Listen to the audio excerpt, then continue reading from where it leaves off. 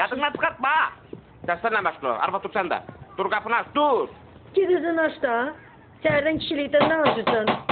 İdiot. Yenə idiot. Ha. Belə oldu. Sakin.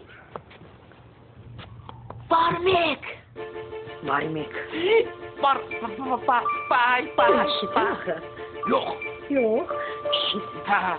Mən kişiyəm. Sən kişisən. Mən kişiyəm. Mən kişiyəm.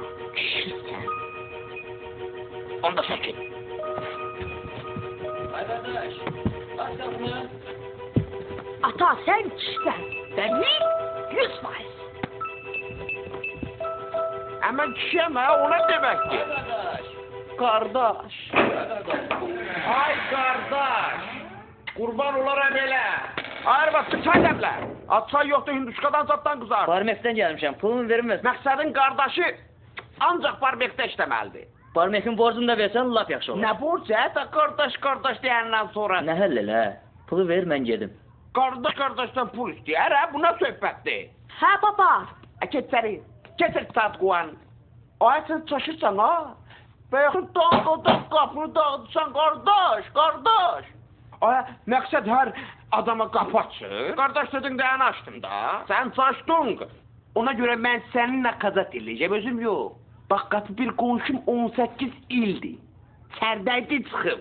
18 il, avtoritet yox. 15 dəqiqə, 15 dəqiqə ondan söhbət eləyəsən, gəlsən ki, qardaşdan pul istəyirəm. Gör sən nətər bayırsan. Mən səndən istəyirəm. Nətər məndən istəyirsən, hə? Nə məndən istəyirsən, nə məndən, hə? Gəbra. Sən Allah, qonşuya xəcalət vermə, mən gedirəm.